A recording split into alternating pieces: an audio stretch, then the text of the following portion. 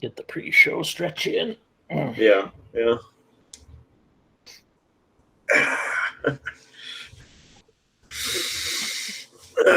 we go.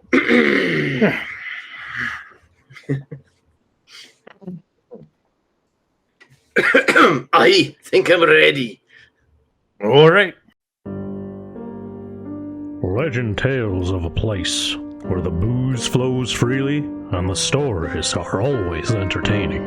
If you were bold enough to seek out such a place, head 13 miles down the Tuscan Highway to a tiny blues joint known as the Townsmith Tavern. Once there, enjoy the ride. Ladies and gentlemen, you are listening to a UA production of Beer, Blues, and Bowl. Excuse me, you can't say that. You're gonna lose your family-friendly rating. You're gonna corrupt the kids. BS! A podcast that invites you to grab a cold beverage, pull up a seat, and enjoy time with friends. And here are your hosts, Howard Blues and the Mark Kidder.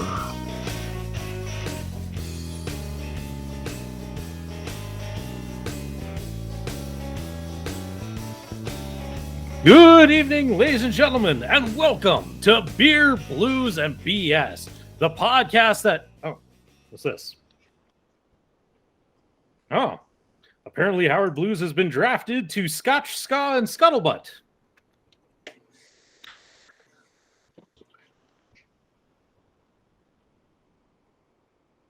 All right. Well, on with the show, as it were. So... Killer Kidder show rolling forward. Had no idea that was going to happen. So there's that. I'm the man, the myth, the legend, the Mark Kidder, and welcome to Beer, Blues, and BS. No draft in here because I'm the number one free agent. That's where it means I can go when and wherever I want. So that's that. So, tonight, another jam-packed episode. Whether Howard decides to come back, they kick him out of whatever show that drafted him, or it's just you and me. So, grab a cold one, have a seat, let's have some fun. All right, big show lined up for you tonight, as always. We say that every week. Okay, I say that every week, and I have to because, you know, I'm the only one on the show. So, I guess I am just the best since day one, as you can see. I guess we'll keep rolling. We got all kinds of stuff to talk about tonight. We got some wrestling. We got some hockey. So those are two things that we're going to talk about. We were supposed to talk about some stuff with Howard, but he got drafted. I didn't know the draft was really a thing. So, there's that. I'm going to have to talk to some people, maybe draft them back to the show for a lesser paycheck. You know, you get that good GM, real undercutting going on and get them back on the show. We're going to have to try and make that happen. So, what else are we going to talk about? What else am I going to talk about? I mean, that's really a whole lot. I'd say breaking news, but Howard the Ref wouldn't like it. Although I don't know if he's going to see it at this point because I don't know if Howard's ever coming back. But I'll save that toward the end of the show. So let's get to it on Beer, Blues, and BS, the podcast where it's kind of like, whose line is it anyway? The points are made up and nothing really matters. So thanks for joining us. That's a little Metallica reference there. Yeah, Metallica. All right, let's talk AEW. Man, they've been on a roll lately. It's been a good time at AEW. They had some great episodes, some great drama. It's on TNT, and they say TNT is drama, whatever that is. Top of that, AEW coming to Minneapolis. Tickets went on sale October 1st. So by the time you're watching this, if you would check out AEWTIX.com, you might be able to snag some of the remaining tickets at Target Center. So that's one breaking news. Yes, I am going to the show. The big show, in fact, 2 nights, two big nights. It is, and I got to look this up because it's not Grand Slam. That was the last one. I think it's AEW Full Gear, but I want to make sure that it's correct. AEW Rampage, and then just AEW Full Gear. So, not Metal Gear Solid, not Last Gear, not First Gear, it's Full Gear, whatever that means. So, going to be a couple nights of awesome wrestling. CM Punk's going to be there, Bryan Danielson, Darby Allin, Sting. It's going to be a couple great nights of some wrestling action coming up in the MSP. That is on November 10th and 11th. It's a Friday night and a Saturday night. So, or wait, is that correct? I don't think so. You know, it'd help if I had a co-host or if I wrote these things down. 12th and 13th. It's Friday and Saturday. Friday the 12th and Saturday the 13th. So, a couple good nights, hopefully. Some wrestling. Pick up maybe some CM Punk gear or something like that, straight from the source. Because, you know, got this classic one from WrestleMania 30, which is right after CM Punk left WWE, technically. So there's that. Other big things happening. Crown Jewel coming up. Howard and I discussed that on the last episode of, you know, that they're going back to Saudi Arabia for some of the oil money.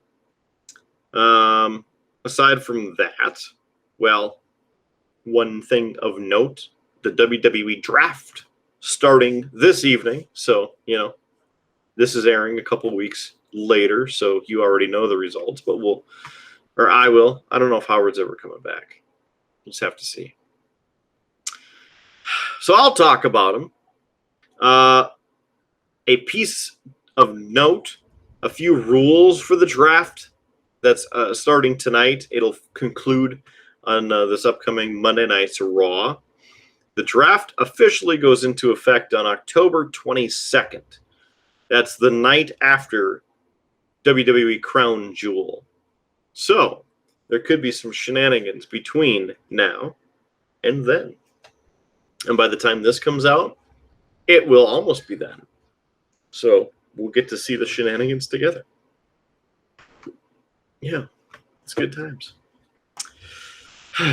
All right. On the old trades tonight, because I know Howard had a beef with this. Man, I wish Howard were here, because he really has a beef with the draft. Because it's like, and I get it. Why is it just random? It's kind of expected. You know, the night that WWE is shaken up. Sort of. Not really. It's not really random. I mean, it just kind of is what it is. It's a joke. So, our idea for a draft would be everybody, top to bottom on the roster. If you are a WWE employee, you are on the draft.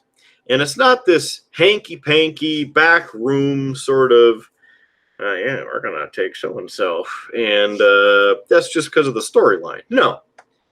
Everybody is random. It's a random pick. And frankly, I don't care if it's like a lottery machine with, like Powerball with the numbers. You got every wrestler has a number on it. And then it goes, okay, Raw, it's your turn.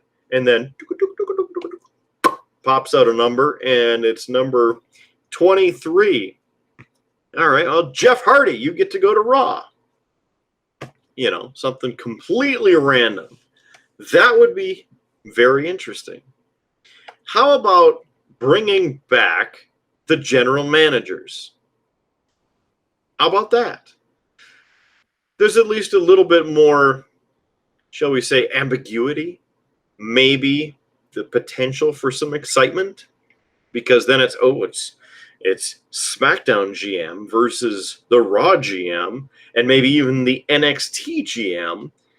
And then they're all in there and they're trying to make deals on television and then none of this trade crap 2 days after the draft.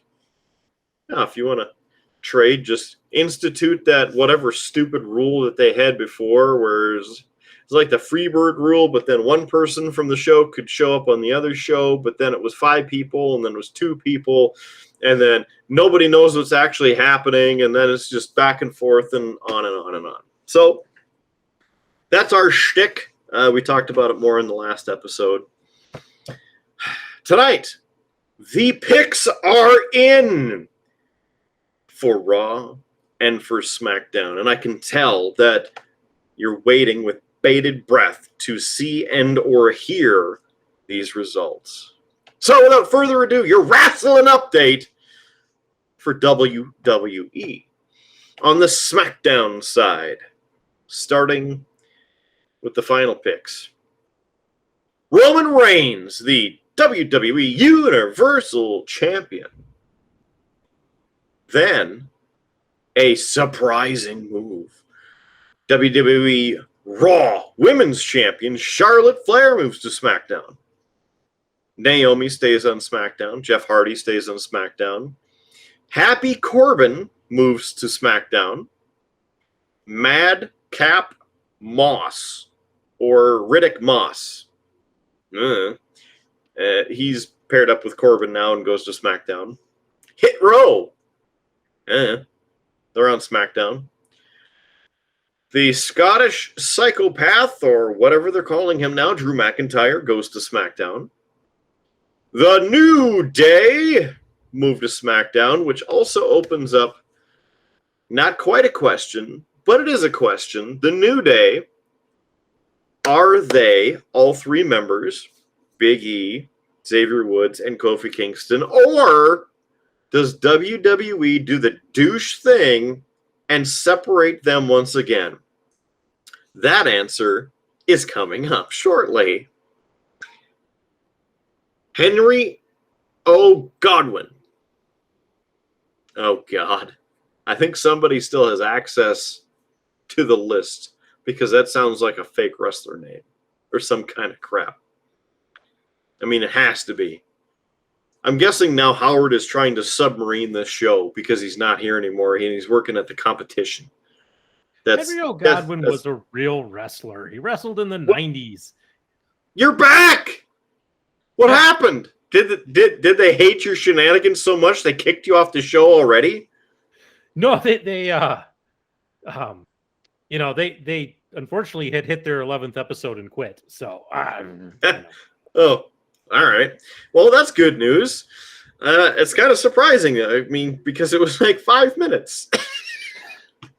Man, they suck. I was kind of curious, like how long you were going to continue the show without me. So, well, the show must go on, and I knew that at some point you would come to your senses, find some kind of legal loophole, and get the hell out of there to come back to your home here on the Triple B. Yeah. No, and I just typed in Henry O. Godwin to see if you would say it. He hasn't wrestled for years. I figured that you were messing with the thing, and I thought I would say it anyway. But good. Since you're back, before we continue over to the Raw side, how about we drink to you returning to the Triple B? I'm good with that. What do you got on tap there, Kidder? I have not made it to any of the liquor stores, and so I am still rolling through my collection of Budweiser Selects. And I only brought one down tonight, and so I'm either going to drink it and then be sad for like 2 hours, or I will have to savor this flavor and celebrate your return as if I were you. Mm. So I'd say I would drink this for the next 2 hours. I don't know if it's going to happen. So cheers to you, Howie Blues. Welcome back after that last minute 11th hour trade decision. Yeah. Who knew we were eligible for a draft? I sure as hell didn't. I should have looked at that contract a little closer. Yeah. Well, Kidder, I have here a Distill Brewery blonde ale with pineapple, coconut, mango, peach, and guava. Okay. I'm saving the name because you'll get a kick out of the name of this. This is a product of Illinois. It comes with tasty notes such as fruity, juicy, tropical. 6.4% alcohol by volume. It's 12 fluid ounces. It has on here support flavor, boycott bland. And then, unlike some of the beers we've had, a nice long text here. Our fruity and juicy blonde ale will quickly transport your palate with a taste of paradise. Tropical flavors of pineapple, coconut, mango, peach, and guava are balanced by smooth maltiness. One sip, and you'll be singing the song of the islands. Aloha. Kidder, I mostly picked this up just for you because the name is a pun. Yep, the name is a pun that I think you'll appreciate. It is Hawaii 5 Ale. I like it. So, book 'em, Howie. You enjoy that beverage. We'll see. That's a lot of fruit in this beer. Doesn't smell fruity, though. That's a good sign.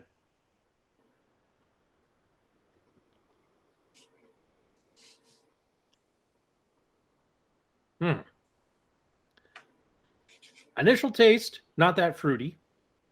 However, it does have a very strong kind of like aftertaste of coconut. Gross. That's unfortunate. Yeah.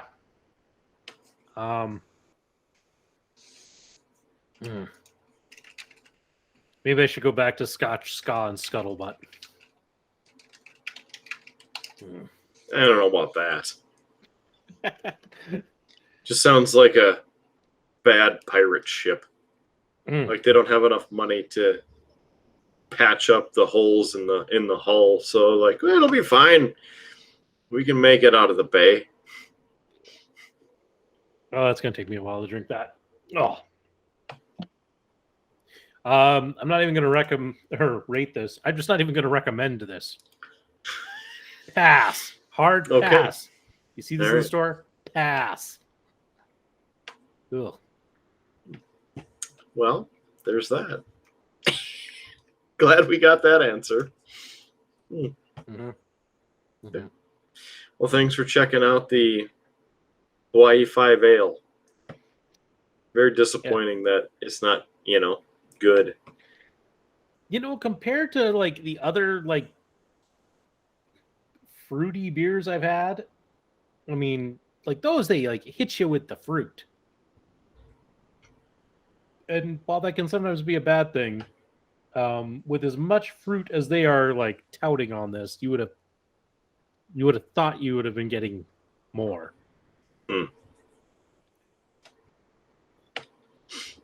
Fair enough.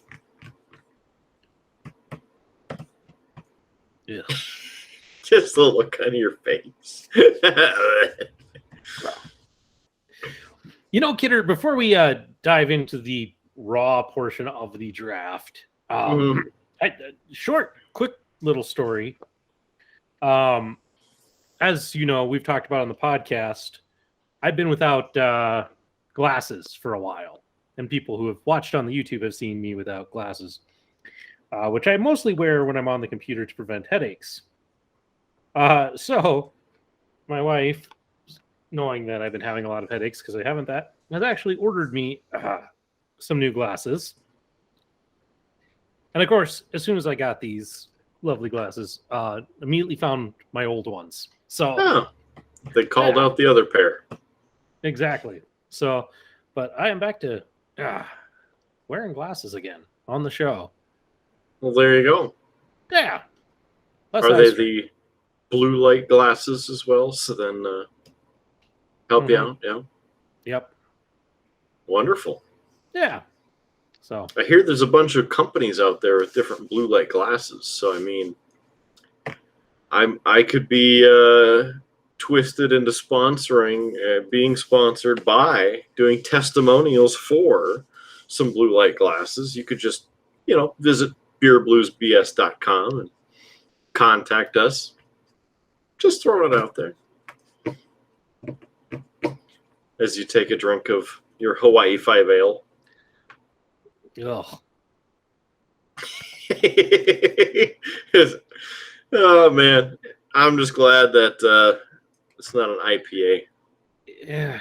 For It's not as bad as a Natty Light, or the Natty Light seltzers, I should say that. Yeah. But I'm having a real tough time with their support flavor, boycott bland. Should boycott this beer. See, if the flavor is crap, there's no amount of crap flavor that you would want.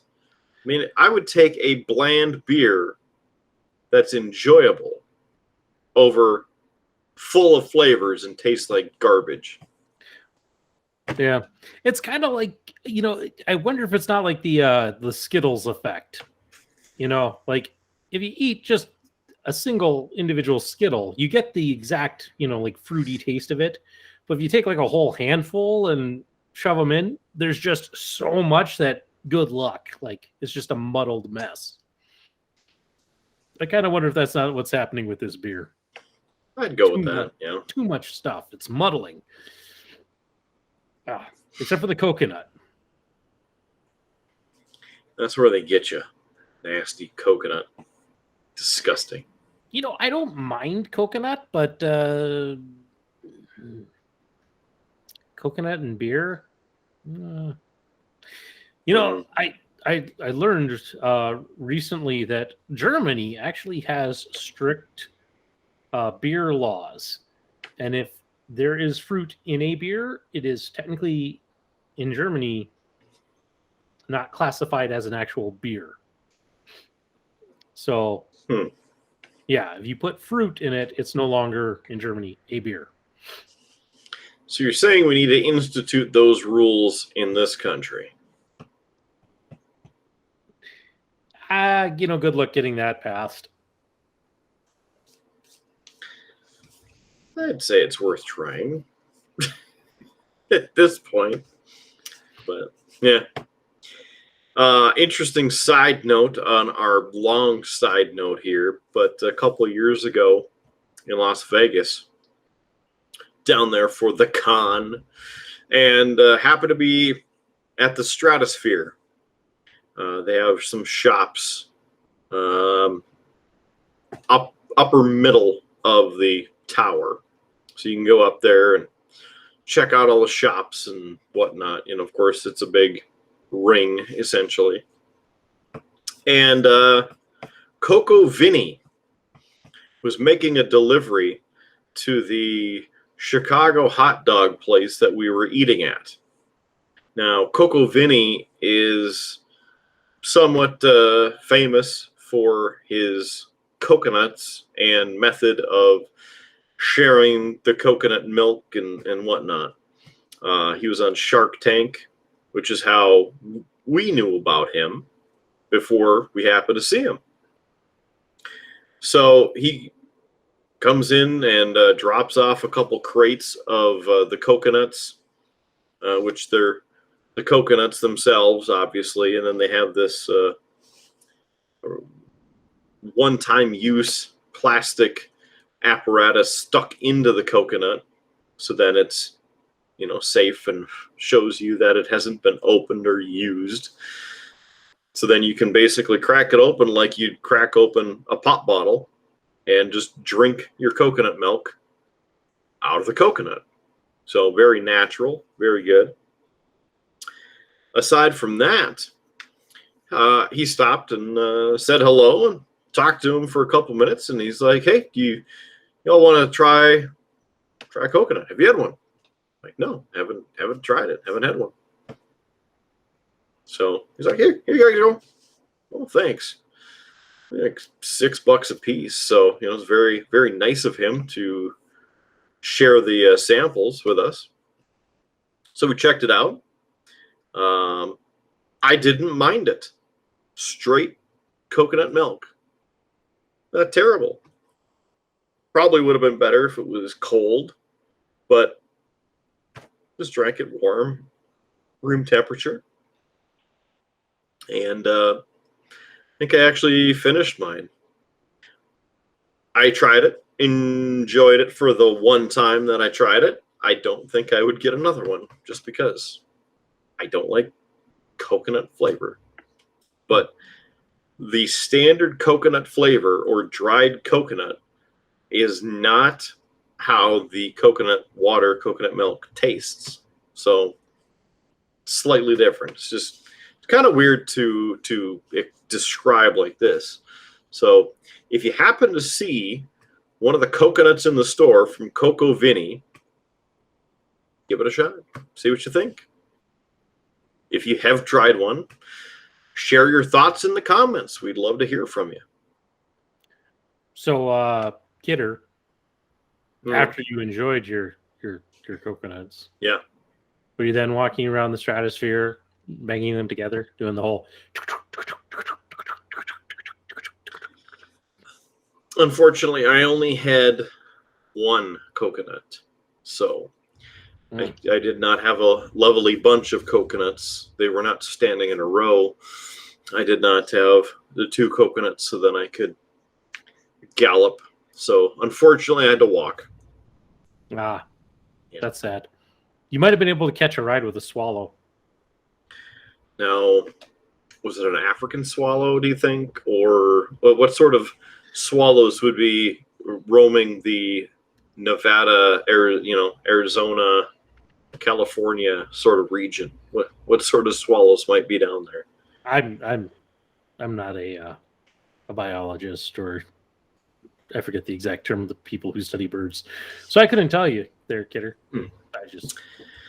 Dang it. Well, if you know, you can drop that note in the comments below as well, if you would. I don't think it's an African swallow. And now for something completely different, we should get back to the draft. I don't know. That was actually interesting. So drafts to Monday Night Raw. Starting out the list. Oh wait, here is the other half of the news. Yes, the New Day are not actually the New Day. Big E, the WWE champion, is now on Monday Night Raw. Or still on Monday Night Raw. Still on Raw. Yes. Now moved to Monday Night Raw, Bianca Belair. And then for tag team matchups, Rey and Dominic Mysterio moved over to the Red brand. Austin Theory gets called up from NXT 2.0. Rhea Ripley and Nikki Cross, the women's tag team champions, officially stuck on Raw, even though they can go to both brands unless that has changed for the 30th time. Keith Lee is back and has been drafted over to the Raw brand. I think he was on Raw before, but it's been a while, and he's kind of been buried for a bit. And now he has the nickname moniker Bearcat.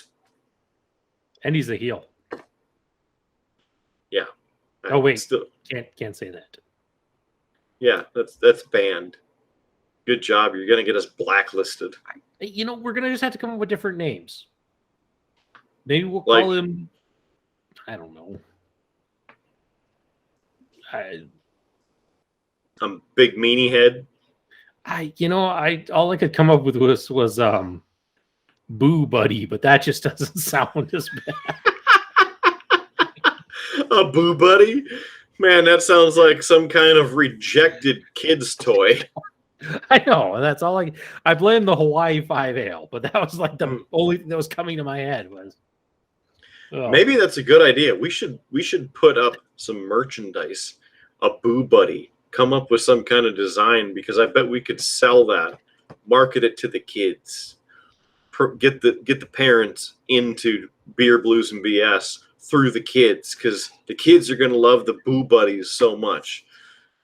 When they're feeling all booed up, all bad, sad, mad, you grab your Boo Buddy, and it makes those boos go away. We're going to work on the marketing slogan a little bit. We have time. Yeah. The way that the latest design, went in trying to create the lineup of clothing, merch, I'm sure we're safe for the marketing by the time I'm able to actually create it, put it on the store. Damn thing. Yeah. All right. Oh, that's where we were.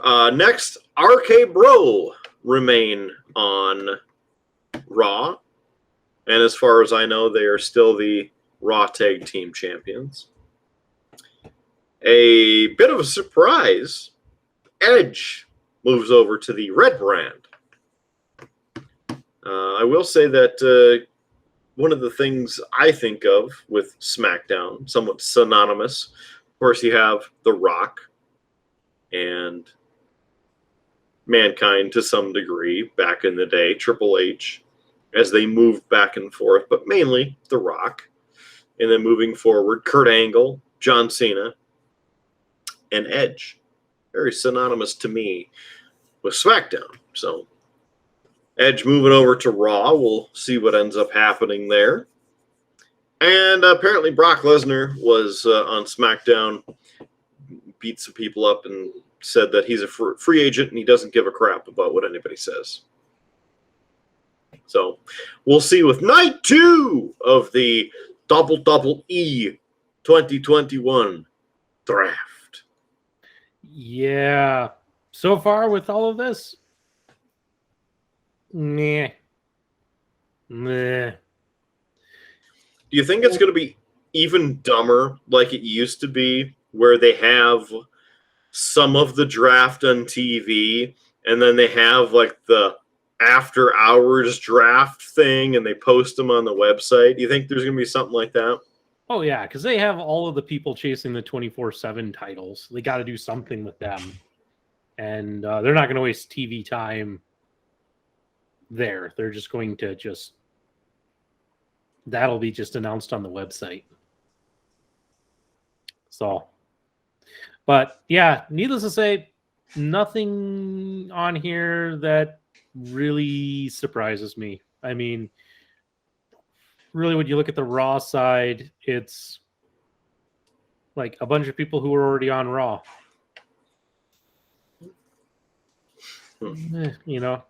It's, yeah, you got Bianca Belair. Yes, you got Edge.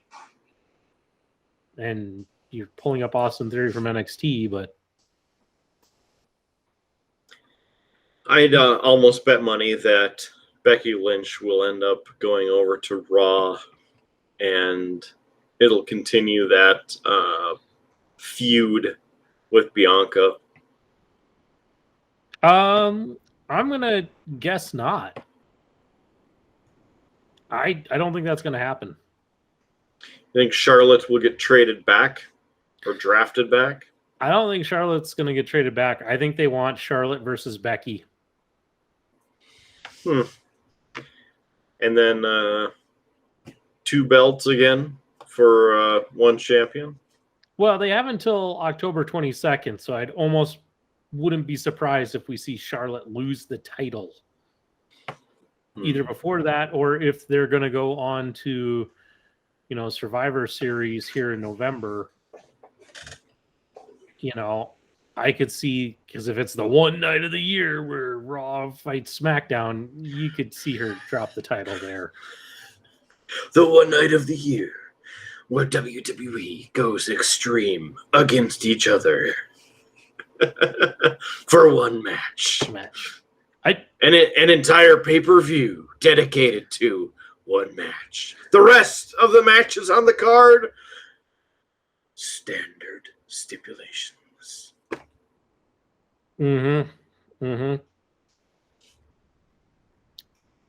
So, yeah. Nothing too exciting. In fact, here, that's enough of us talking about the draft. Let's move on. Okay. That's fine with me. I started staring directly into the light here, and it felt better than going through the draft. Yeah. Coming up, obviously this episode now available, but at the time we're recording this, it's in the future. You're watching this or listening to it, it's in the past. A new film on Netflix. Escape the Undertaker. The hell is it? I don't really know. There's a trailer available, and the description says, brand new interactive film in which the New Day attempt to merge their power of positivity with the power of the Undertaker's urn. That is available October 5th on Netflix for those in the U.S. and probably international too. I don't know. You know, Kidder, that sounds about as good as this beer I'm drinking. Yeah, probably. I mean, I will give them that in the 3 seconds of the trailer that I watched, the Undertaker was talking about stuff and looked like he was forging some things. So, I don't know. Will I waste my time watching it? Probably not. I'm not going to. I got more important things to do. Yeah. Speaking of more important things, sticking with WWE, the King of the Ring tournament begins on October 8th. So, of course, again, as this is released, it is in the past. However, in our present, it is in our future. So there you go, timey-wimey, wibbly-wobbly. This year, WWE also doing Queen of the Ring. So there will be a king and there will be a queen crowned. And I don't know. We'll see what happens there. But that's just going to be fantastic, you know, because then we have another person running around with the king and the crown, and then another person running around with the queen and the crown, and then blah, blah, blah, blah, blah, whatever. The tournament starts, like I said, on October 8th, and that is the big tournament to see who ends up being that. I don't know how long they're going to take. Yeah, that's how I feel about it. I don't know how many weeks it's going to take to get to the finals, and then if they're going to have the actual, like, decision of who is the king of the ring and who's the queen of the ring at, I don't know, Crown Jewel?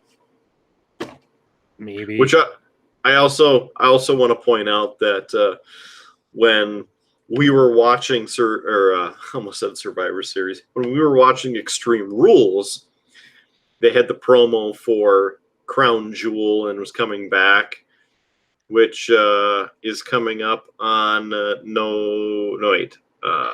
October 21st, which is a Thursday, and it airs again at noon Central Time. I forgot, didn't care, whatever the case was. Maybe a Freudian slip, but I started calling it Crown Royal. Yeah, Crown Royal coming up later in November. It happens. It'd probably be more interesting. I don't know. I like the graphics for Crown Jewel and the fact that, you know, they get to actually blow off some fireworks and this and that, and that when they hold the matches, even though it's an outdoor stadium, that it's dark so you can see all the LED lighting, the LED boards and whatnot. But either way, it's just a feel-good pay-per-view. So, yeah, it's I don't know. I don't have much to say about Crown Jewel. Doesn't interest me. Yeah, maybe we'll check it out later, and we'll do one of our little bonus episodes on it or something like that. Maybe, possibly. But we'll see what happens. So let's move on to AEW. As I mentioned, AEW returns to Minneapolis. I say returns because I believe they've been there before in the couple of years they've been around. And again, the dates there are the 12th and 13th, if I remember correctly, from when I was making everything up as best I could by myself. I got tickets. Mm-hmm. It's going to be cool, I hope. I mean, first AEW event.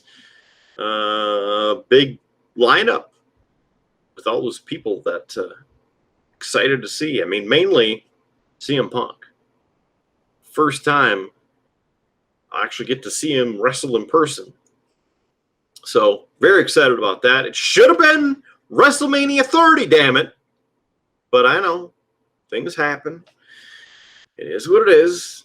So, here we are, 2021. Finally get a chance to go down and see that. Hopefully he wrestles both nights. If not, cuts a promo both nights. We'll see. He's on the poster for both nights. The main main attractions are. So there's that.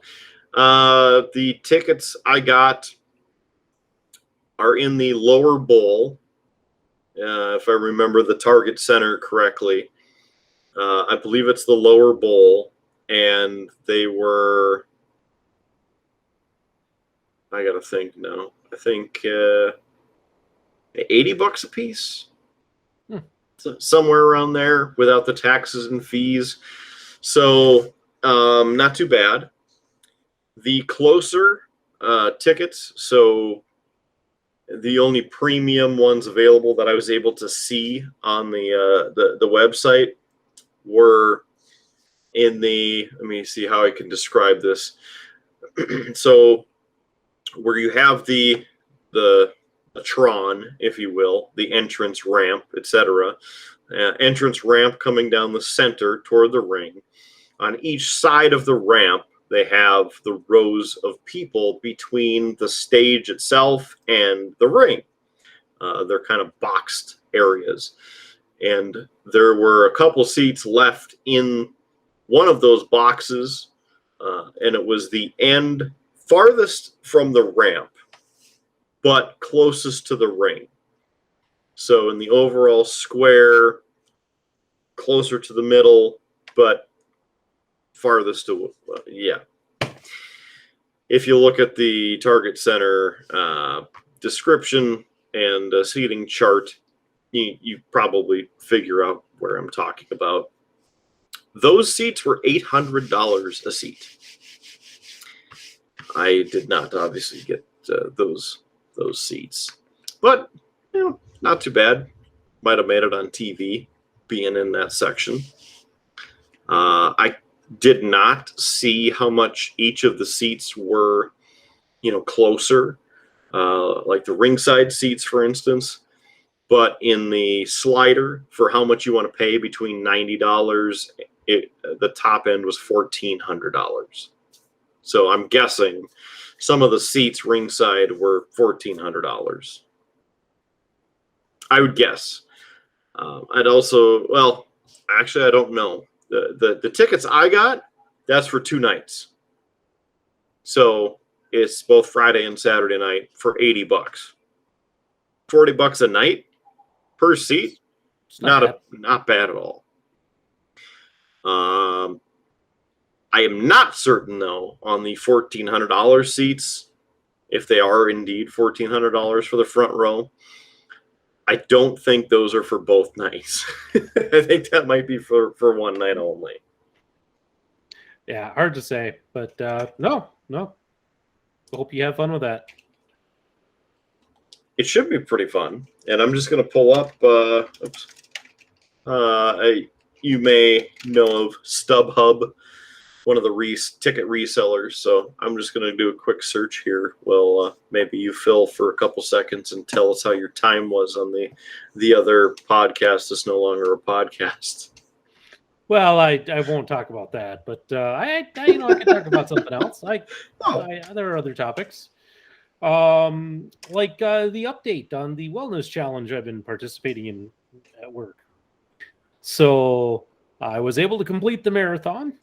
So got that in, got that submitted. So I did complete all 4 of the races, the challenges. And that meant, Kidder, that I was entered into all 5 drawings. Mm-hmm.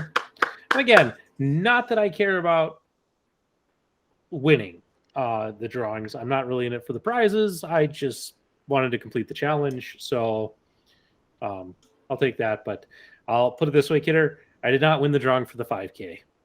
No. Nor did I win it for the 10K. No. Or the half marathon. No. Or the marathon. No. I did win the Magnificent Mover, which is the one for completing all of them. So there you go. I won something. The prize was listed as TBA, so to be announced. So sweet, you got a TBA. I got a TBA. Great. So we'll see what that ends up entailing, but yeah. So it was kind of neat to see my name in that spot, but I'll take it. Way to go. Yeah. Congratulations. Thanks. As I said, I just was in it to complete the challenge. So, it's, well, I'm proud of you, and all of us here at the Triple B are proud of you. Yeah. Well, thanks. It was fun. I can't wait to do it again next year. So I happened to find a seating chart. Now this is on StubHub, and again, you can see here it's just Saturday, technically the pay-per-view night for Full Gear, because Friday night is AEW Full Gear Rampage. Are you able to see this all right on your end? I don't know how big or small it is, so I'll try and zoom in a little bit. This is about where I'll be sitting at the show. I clicked on section 5 here. So this is obviously the ring and the entrance ramp, and that's what these are selected here for the section 5. So first row, only one ticket, going for $2,100 a ticket right now.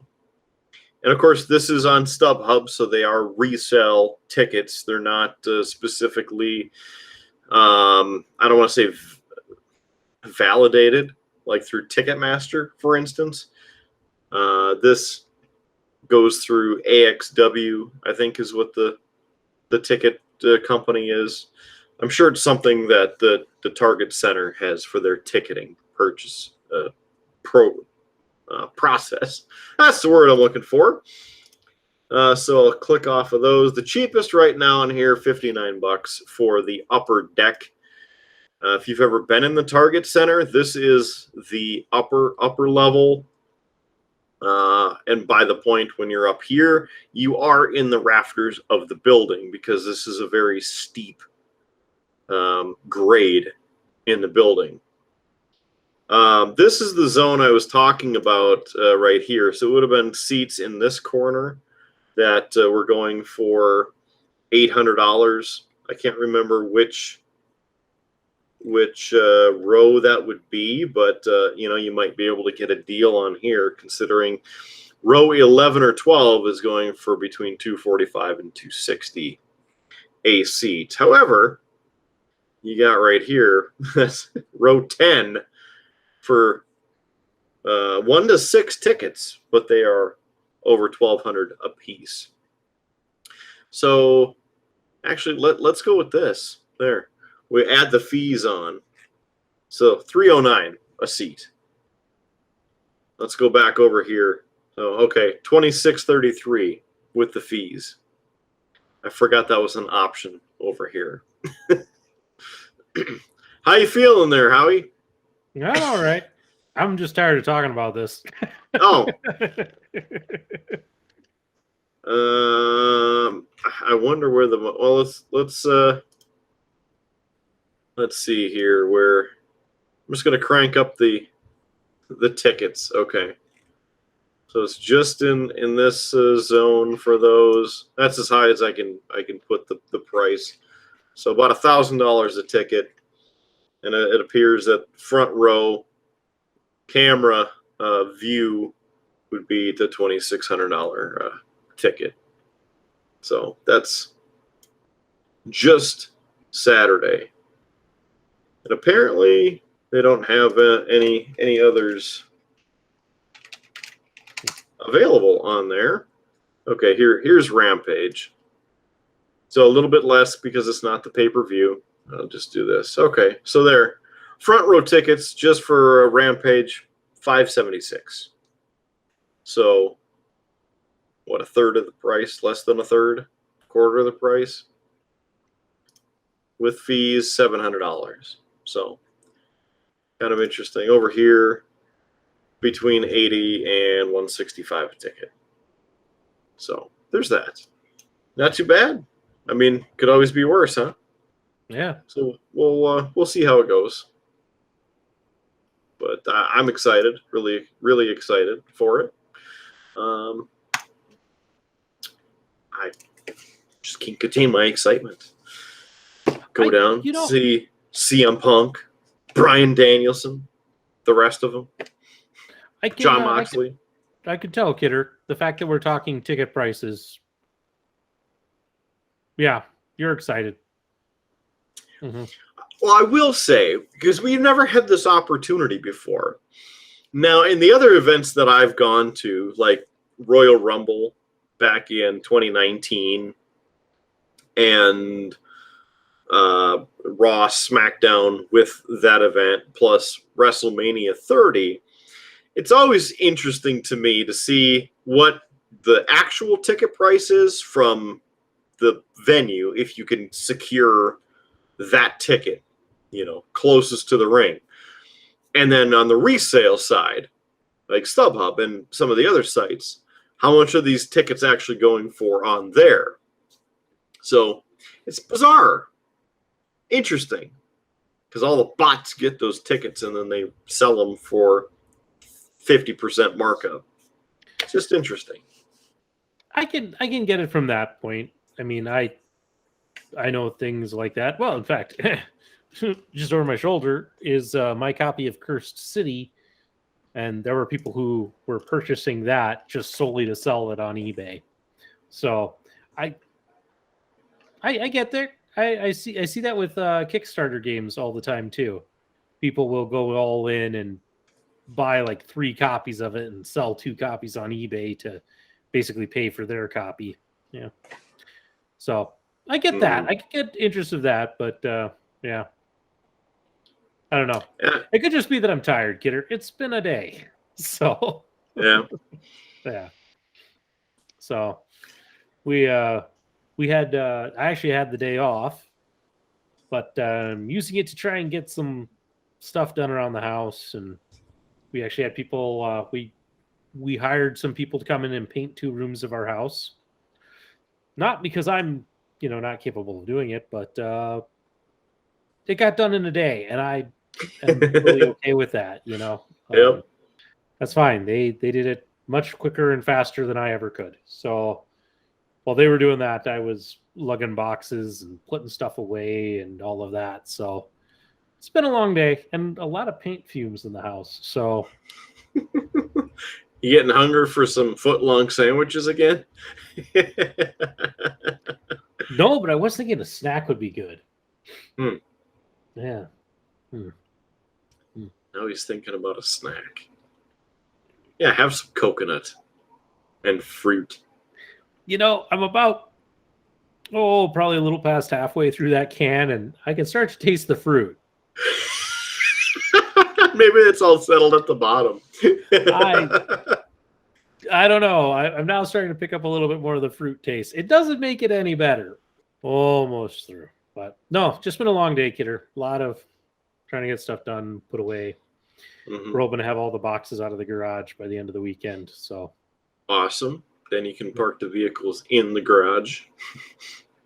that's the goal. So trying. I'm down to a few things, but like we got all the DVDs and such in. And got those sorted and organized. So hey, look, kidder. Up right about there. It's Pacific Rim. Sitting right there.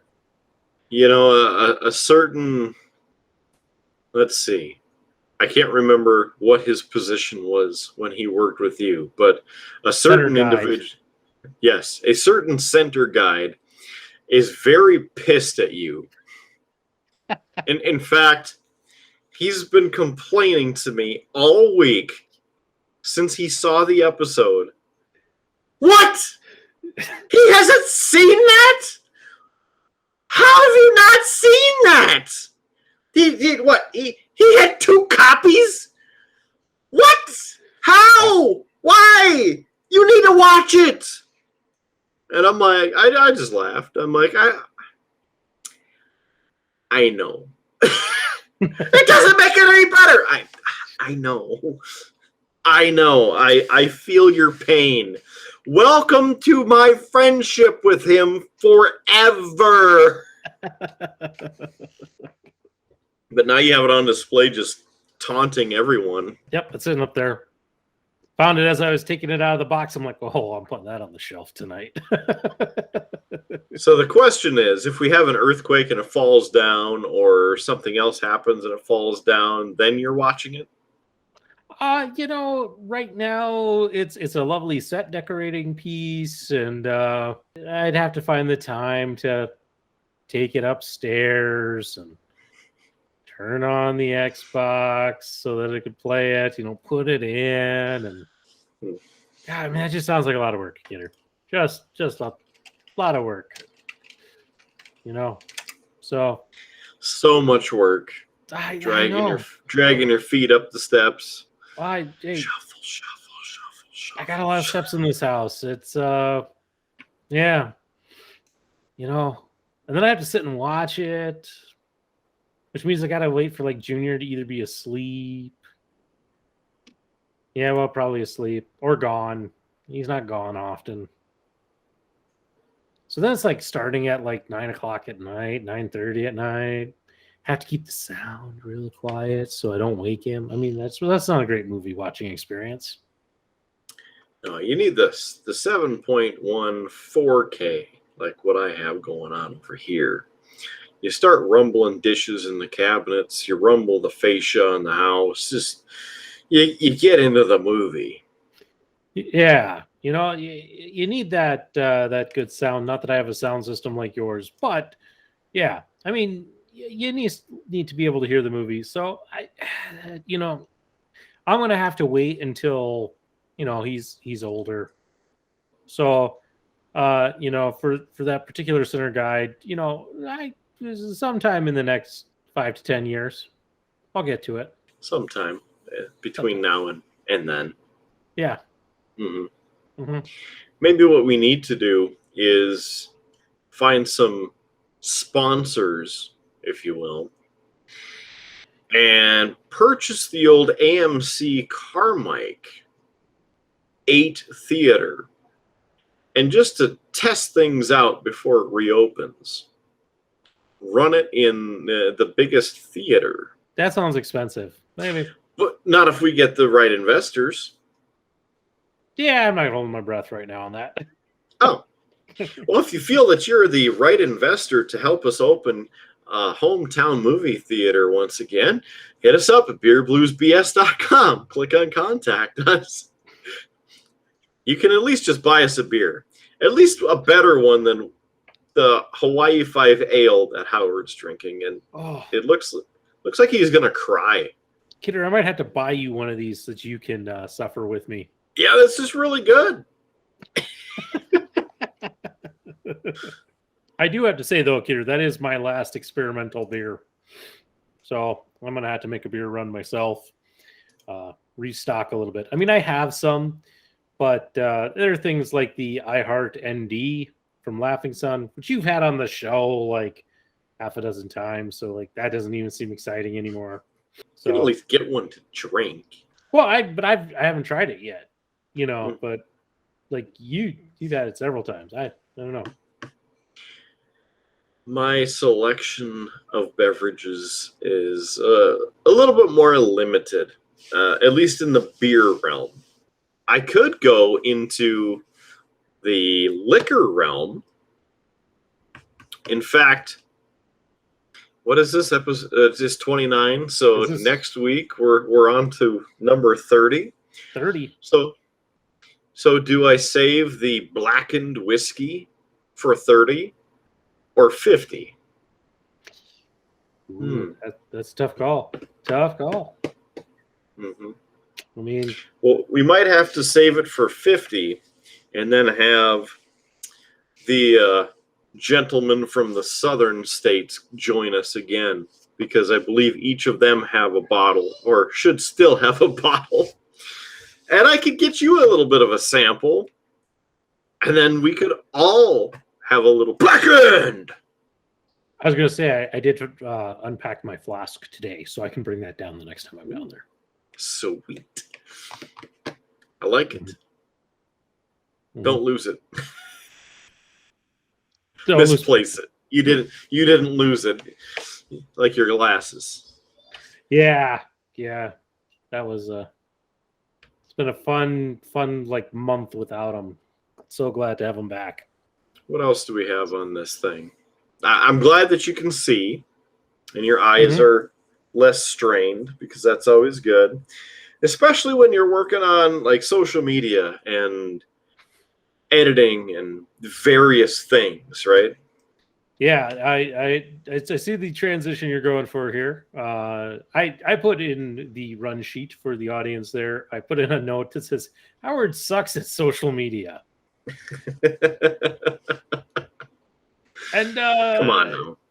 No. Here's the thing. Like, I have not ever really been a big social media guy. Truthfully, I have a Facebook page because when Facebook came out, I was engaged to my now wife, and she basically told me that I could either make myself a Facebook page or she would make it herself, because she wanted to be able to tag me and put, that I was that we were engaged. So I kind of made a Facebook page under duress, basically. And Kidder, you might remember this, but I'm pretty sure there was a group of you that for the longest time had a running pool about what month of the year I would sign in and actually check stuff on Facebook. And I only know about the pool because I think I signed in once in like April, and Dinosaur popped in and goes, "Oh my gosh, she's in! I win the pool." Pretty much. Yep.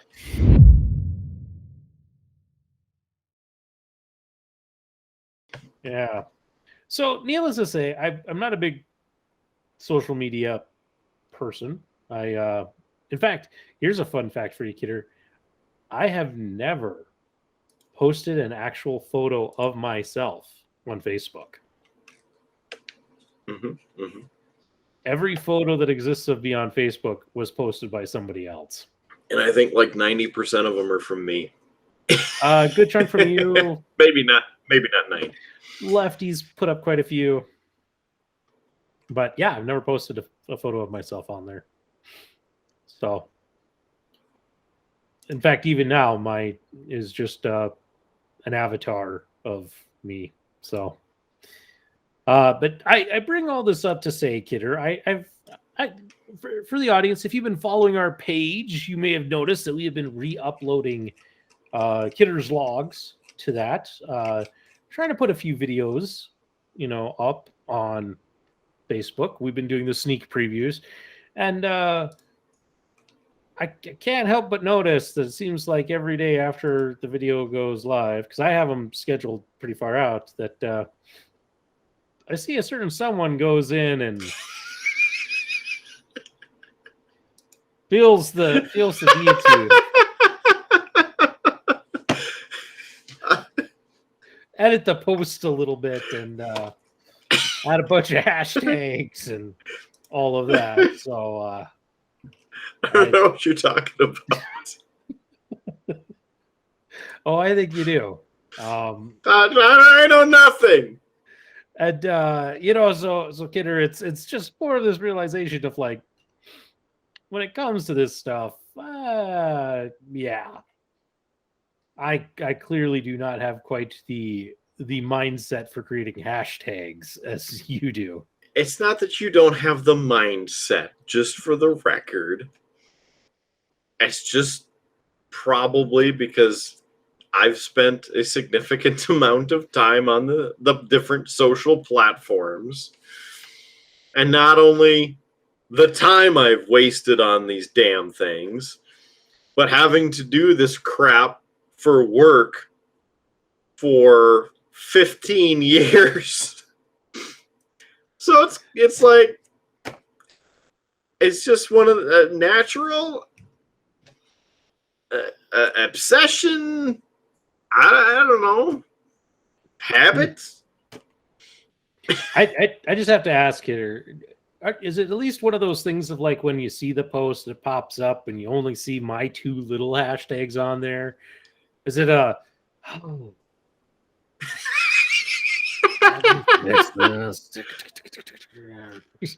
Is that how that goes? Is that the reaction? Is there some swearing involved in on that? I'm just That son of a piece down there, son of a... No.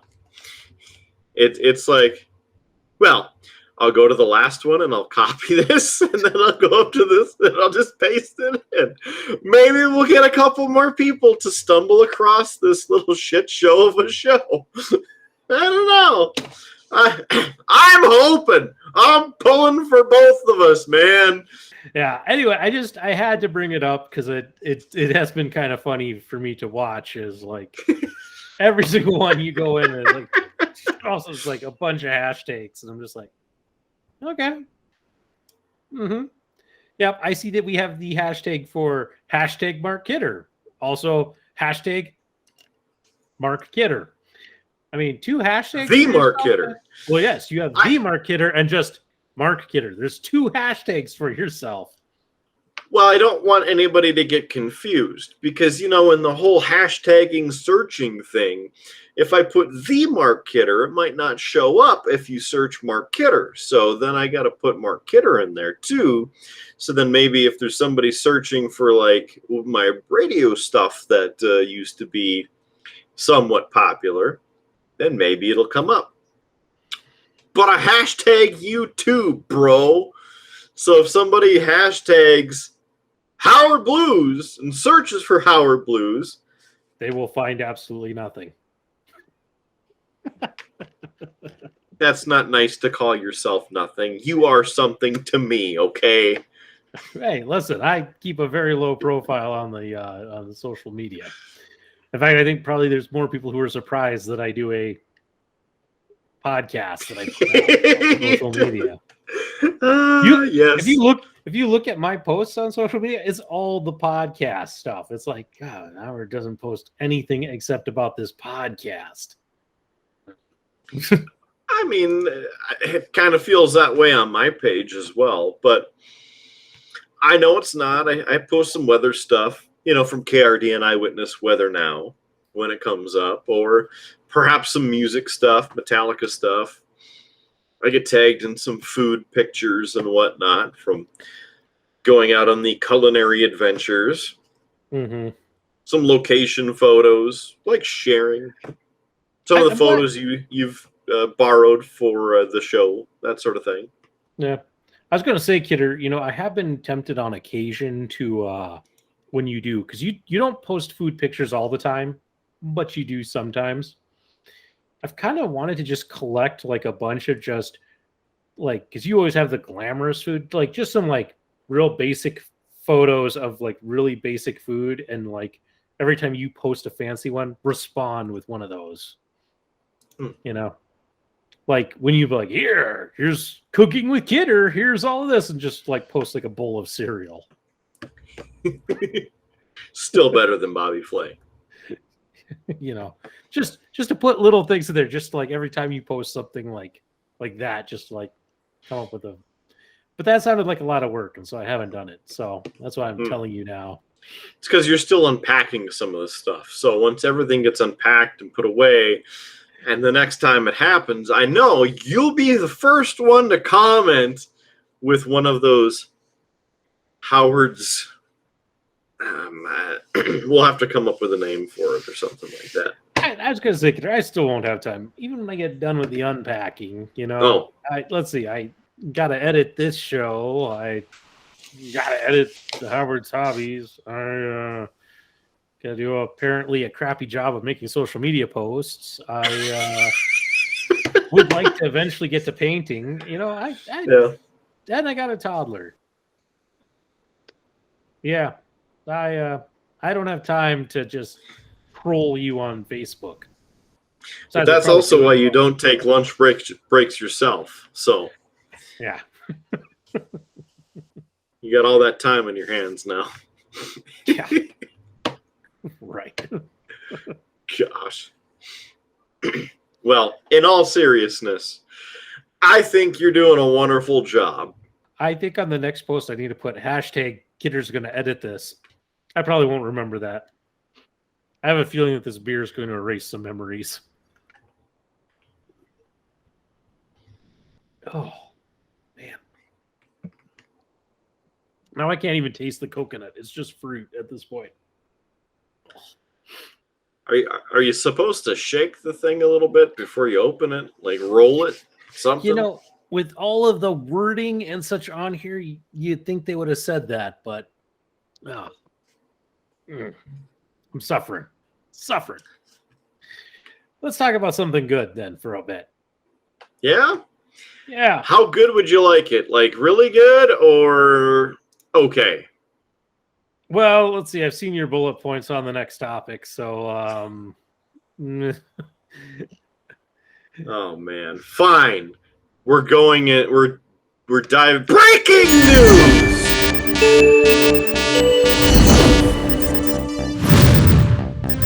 Why is it breaking news? Because the merch store is again bursting with selections to make you look even better. I mean, maybe you too, Howard. We're gonna end up with a chicken in the, there's a Chicken Little effect here. The whole, the sky's falling. We're gonna say breaking news again sometime. We're like, no, all they're gonna do is plug their merch. I mean, maybe, but probably not. I needed to share these with you.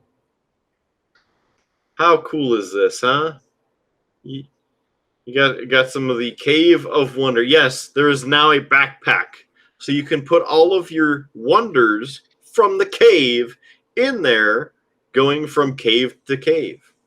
How about that? And you put your beverage in your glass there, or perhaps your favorite pint-sized glass right there. There's the full print shirts, and then of course we have the various Triple B merch and the Kidder's Old Fashioned recipe merch and various shirts there. So you can get that right there at beerbluesbs.com and just click on the merch button. In fact, watch this. I'm just going to do it live again. There we are. beerbluesbs.com, the podcast. Just click on merch. There it is. It's that easy. I didn't spend that long on that. Is that better? Yeah. Okay. I had to show you the new merch. Well, I listen, I was a little excited to see it. Of course, it's because of my show, which, I should probably edit an episode or two of those so we can get those out. It's coming. Stay tuned. Yeah, there's, I will say, I have filmed quite a bit for it. So we'll have an episode with a tour of the cave in its current state. Along with kind of some work down here in it. I did a couple of time lapses, so that should be cool. Have a couple of unboxing videos that I have done because I've received some stuff, including I have a large box over here I need to unbox at some point, but that takes some time to set up and such. And I even did a tutorial-ish on how I make my paint holders that I have up here above my desk. So all fun stuff. So yeah. Looking forward to seeing those. Yeah, I'm just waiting on the graphics team for a, like an intro video. But I hear they're underpaid and overworked. I think they're striking. Oh, here I was afraid you were about to tell me they had been drafted to Scotch Ska and Scuttlebutt.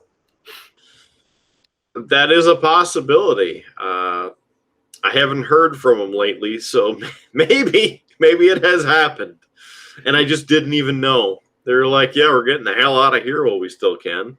Apparently the joke's on them, though. I mean, if the show's already quit after 11 episodes and shut down. Yeah. Yeah, that's okay. I have a feeling like with a name like that, they may have actually been competition for us. Yeah, good thing that they're done. Yeah. Speaking of competition, it's hockey season, baby! Woo! Excited for some NHL action.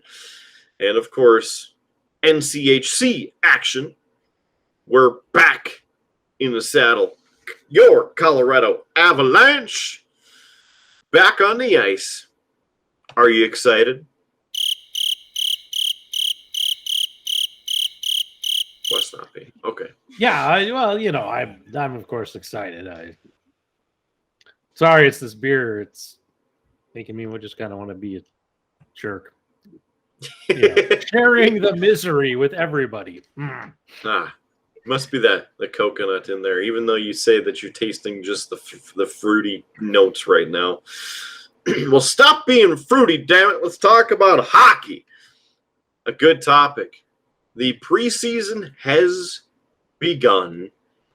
Tuesday the 28th was the first game of the Avalanche season, and Avalanche visited the Las Vegas Golden Showers. Unfortunately, the Avs technically lost 4-2. However, they did a shootout anyway, and the Avs won the shootout. So the final score recorded in the record books is 4-3. Now, I happen to miss the last 5 minutes of the game, but came back to the TV right as the shootout was starting, and I'm like, oh, sweet, it was tied. And then afterward, oh, Vegas Golden Knights win 4-3, and I'm like, that's not right. And then, they just did the shootout anyway because, show off the shootout. So then last night, September 30th, your Colorado Avalanche at home preseason action against the Minnesota Mild. Your Colorado Avalanche picking up the big W 6-4 against them. They're Wild. Very agitated, though, because the game not broadcast anywhere on television. It was on radio. And Monday night, the 4th, Colorado, Minnesota once again, but again, the game not being televised on television. I know televised means it's broadcast on television, but for those, maybe confused or not quite there, drinking or whatever, just wanted to mention that. It's on radio again. Yeah. I was just going to say, listening to hockey on radio is never great. And it's solely because to really get the most out of hockey on radio, you need to understand or know like all the players, in order to do it, because otherwise, that hockey's a fast moving sport, So, they listen to that commentary. Johnson passes up the boards to Smith, who passes inward bound to so-and-so, who passes to so-and-so, and loses it to so-and-so. Like you could off the lose, backboards, a collision over, and it bounces off the right side of the cage. picked up by Johnson. It's like, well, wait, it's like if you don't know which players and which team they're on, it's really easy to lose track of who's got the puck and all of that. At least on radio. I mean, I've listened to a couple of UND's games on radio. I've listened to Bobcat games on radio. Oh, which reminds me, Kidder, they were interviewing the coach of the Bobcats here this week on radio. I was listening to it. Mm-hmm. That was painful to listen to. That was Really? Yeah, it just the questions being asked and such, it just was like, ugh. So you're the coach of the Bismarck Bobcats? Yes. I mean, it was things like, hey, is it great to play at home? No. Yeah. No, it's not. Hey, yeah, you haven't played a game on home ice for a while. Are you guys glad to be back? Yeah. Why wouldn't we be? Hey, you and the Minot Minotauros always seem to have physical games. Is what's the game like going to be on opening night? Is it well, it's going to be physical. I mean, it's just That's what you get when people are in positions of interviewing others who do not know how to interview. And it's super agitating because you ask those leading questions when you think you're being informative and you think that you're an expert in asking these questions during an interview. No, you ask the question and shut the hell up. Let your guest answer. Some people aren't as good at answering questions or formulating a long, drawn-out discussion of an answer, but you can still ask a decent question and have your next question ready. Yeah, well, and there's something about like the obvious question to tie it in a little bit to wrestling. Paul Heyman's kind of interview shtick for a while now backstage is whenever the interviewer asks him a question, he always says, well, that was a stupid question. Here's what you should have asked. I do enjoy that, yes. And a lot of times, it's clear that he actually has a pretty good sense of like, well, why are you asking me this? Because I'm not going to say what you're wanting to say because it's a stupid question. And that's what this whole interview felt like. I actually had to change the station because it's like, oof.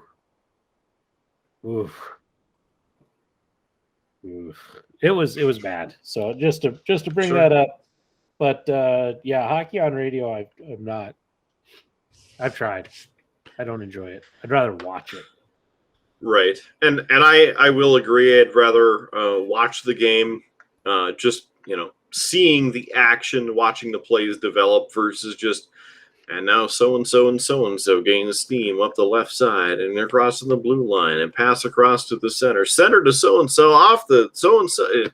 Yeah. I do respect the good commentators being able to describe and paint that picture as best you can and sharing the imaginative piece, like absolute talent, like the Altitude Radio Network. Mark Mosier used to be on as the primary radio commentator, and he's so good at discussing and explaining things that Altitude moved him to Altitude for the actual Avalanche television broadcasts. And I can't remember the gentleman's name who now primarily does the radio commentary, play-by-play, but he is also really good.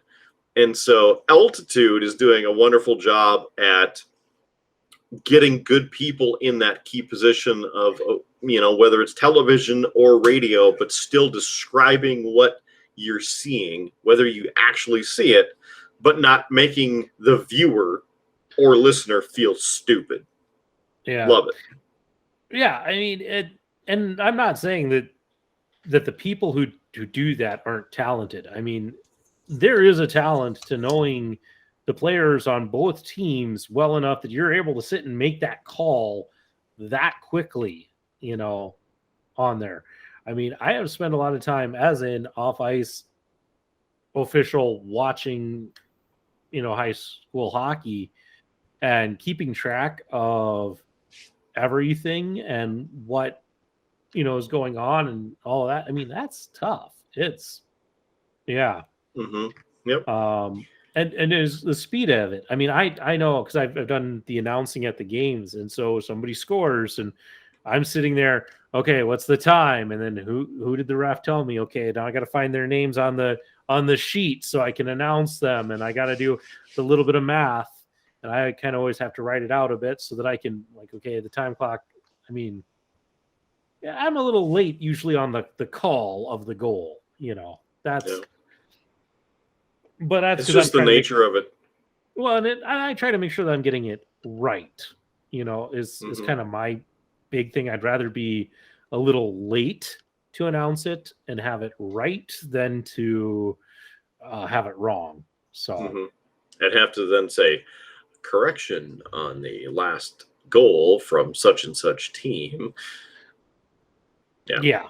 And so that's interesting. That's kind of my thing. But I was just going to say that I agree with you that good commentators are, Funny enough, last week I was searching through some paperwork to find something, and I found one of my cheat sheets from a couple of the games that I ended up announcing when we were doing a lot of that with the North Dakota High School Hockey Association. With I think it might have been Bismarck Century for one of the games, and I can't remember the other team, but I had made the cheat sheet with the entire roster in decent print, and then I could have space to mark how many goals they had at each night, and so then I could announce if they had a hat trick or something like the second goal of the night or whatever the case. But it was a good time back then. Yeah, it's amazing. Speaking of commentary, I know that you have some other hockey stuff, but I'd be remiss because I don't know when we're going to talk commentators again, but I gotta bring up a particular UND commentator, the man with the beard, good old Pat Sweeney, and his commentary. And I wish the audience could see Kidder's bit of laughing at such as that, because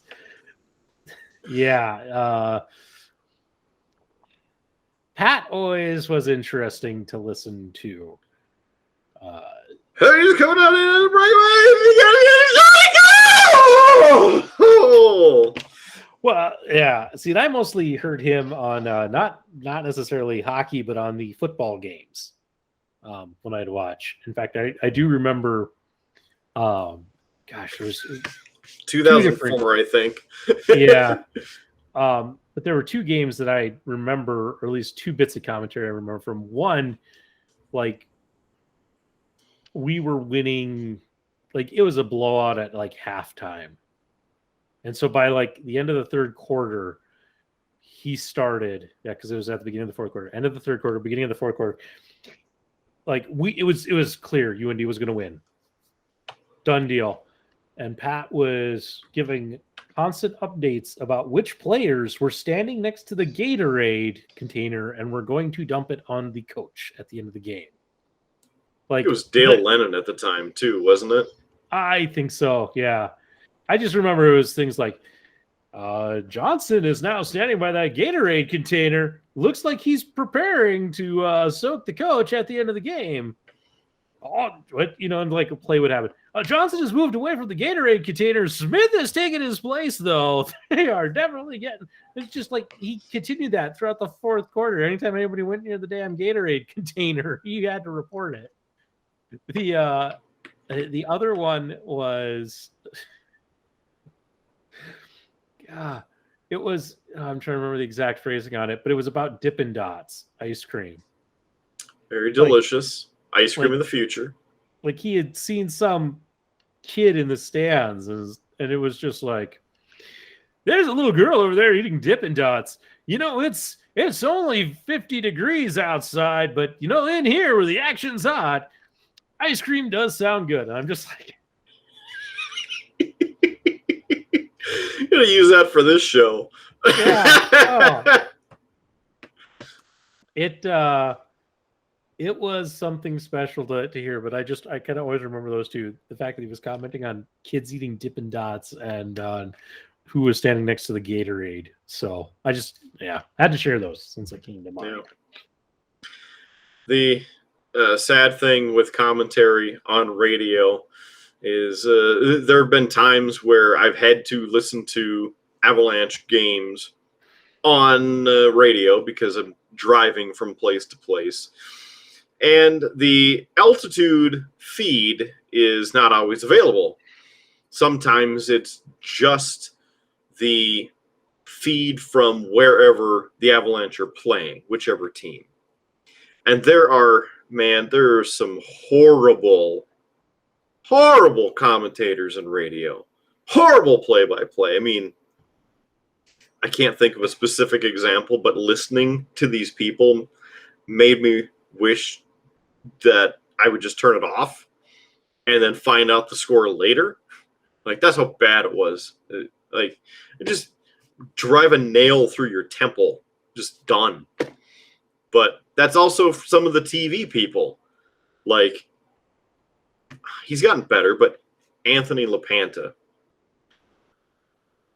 he's not that bad, okay? But back in the days of Frank Muzzacco and Greg Woog, whenever the Sioux would play the Gophers in Minneapolis, and you got those two clowns on Fox Sports North.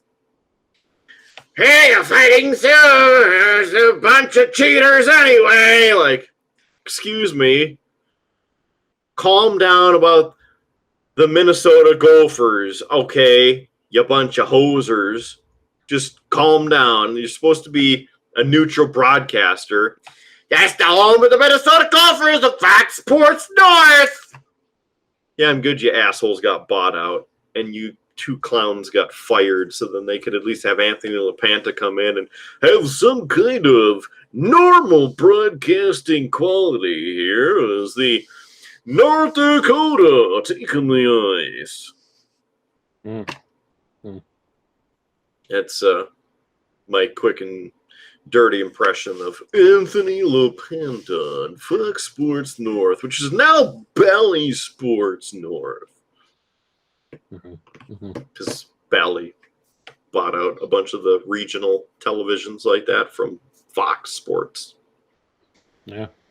Hey, Kidder, time for us recording this. You know what happens tomorrow? It's the big UND NDSU football game. Oh, yeah. I'd say that I'm really excited, but I don't know. I'm kind of torn because with how NDSU has been in their sweet spot of a division and UND being so close geographically to NDSU, and people like, well, if you're going there, I might as well go to the higher school with more money and et cetera, et cetera. And so NDSU's had, by default, a little bit better recruiting and roster to begin with. So what I would like to see, and we'll obviously see how the game goes tomorrow, but quick side note, last time the Sioux played the Bison for the Nickel Trophy in 2003, I was one of the people holding it before the game, hoisting it above our heads and stuff, having some fun on the sidelines. And we're like, hey, we should probably put this down just to, don't want to jinx the game. The Sioux won that game, FYI. But what I would like to see is NDSU, kind of like hockey. Okay, you're not the Midwest Sub-Region Division I Alpha team Section 3, and that's the championship. No. Everybody keeps going up and up and up, and then there's a Division I NCAA tournament for the champion of NCAA Division I football. Works for hockey. Everybody starts playing, and then if you get so many points, you go to the regional, you get the points, you win, you go to the Frozen Four, and then you know what? Any team, any of the 4 teams could be from any of the schools in the country, as long as you're part of the NCAA Division I men's ice hockey. That team is the champion. This crap about NDSU winning 8 in a row or whatever, yeah, you won 8 in a row for as high as you could go. Now go play Clemson or Alabama or Ohio. I don't know. I don't know college football. So whatever big teams that are the powerhouses, go play them and then see how you do. Are you actually the champion? Well, except those are a higher division yet. That's what I'm saying. They're Division I. Let's go. You got the 16 seed against the 1 seed. Bam! Oh, man, that's a huge upset. It's like March Madness all over again. Yeah, it doesn't quite work that way in football. So, but it should, because then, you know what happens? The Bison are the true form that they are, a bunch of losers. I see. Here's the thing, Kidder. You're more worked up about this rivalry than I am. I could care less, truthfully. I more so like to just agitate and get it going. I don't really care either. Well, I know, but I'm like, yeah, I'm like, it's one of those things. We're gonna lose tomorrow. I don't care. Because that to me isn't the rivalry. The rivalry is Sioux Gophers. The Bison Sioux. I was there that year. You know, they won it, and that was it. That was the end of the rivalry. We didn't have it the rest of the time I was at college. Yep. Or the entire time we were in Grand Forks. Or the almost equivalent time that we were in Grand Forks after we left. Yeah. Yeah.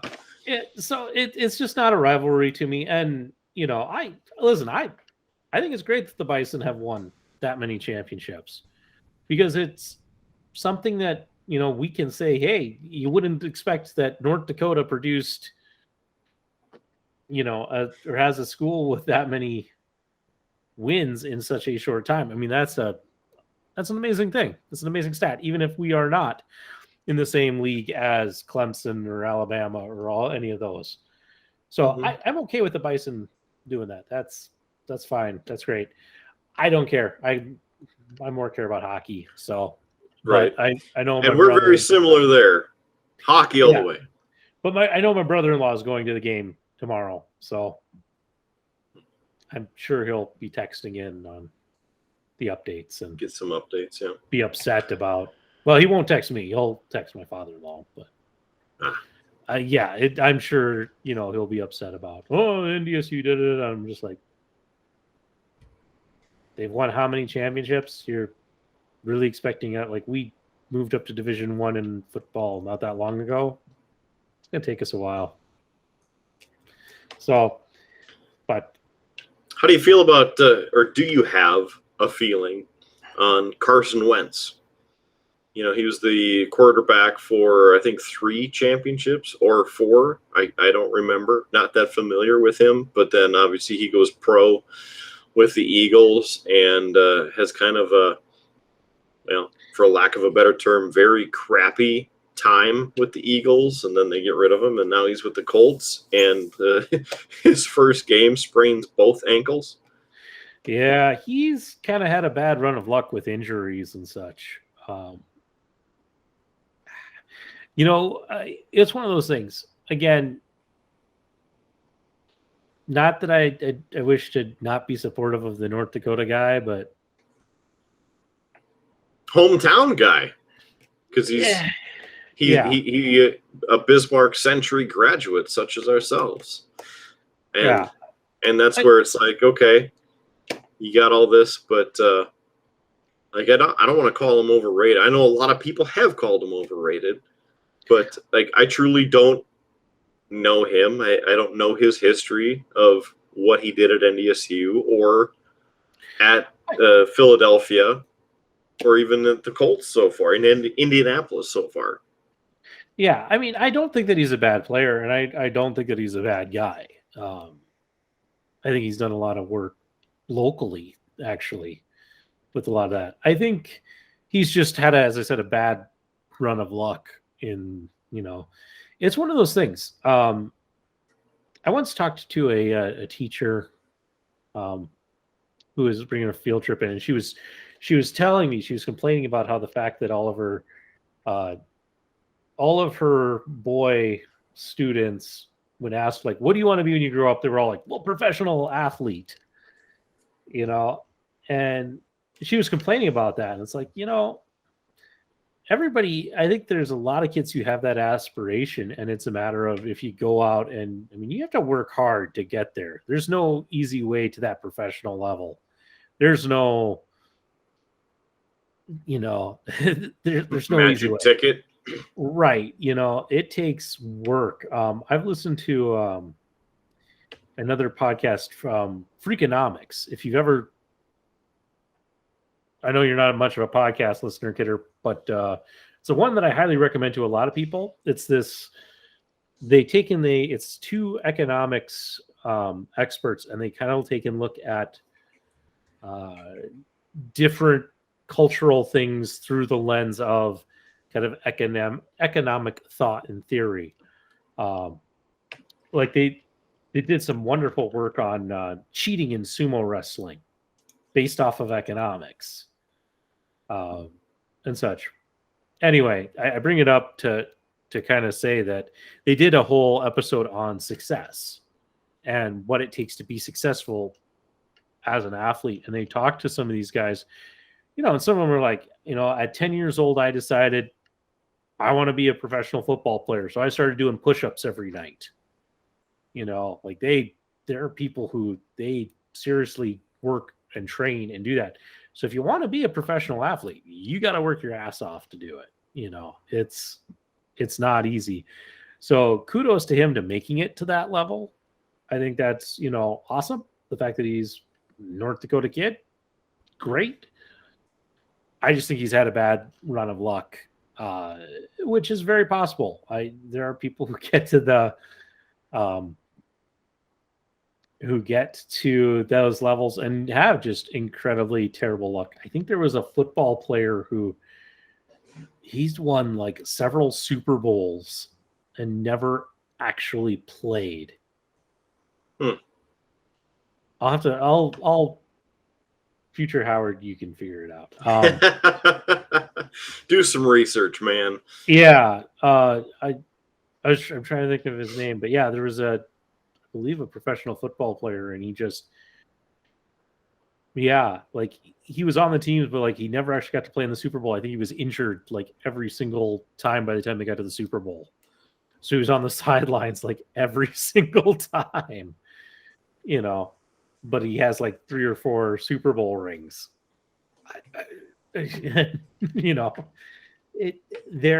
It's amazing kind of the luck that goes into some of that stuff, and it's crazy. So that would be my take on Carson Wentz.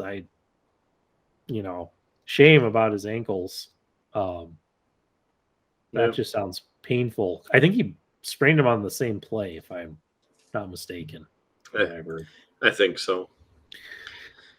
I didn't look into it. I mean, that's about the extent of my football knowledge, is seeing a couple headlines here and there, and that's it.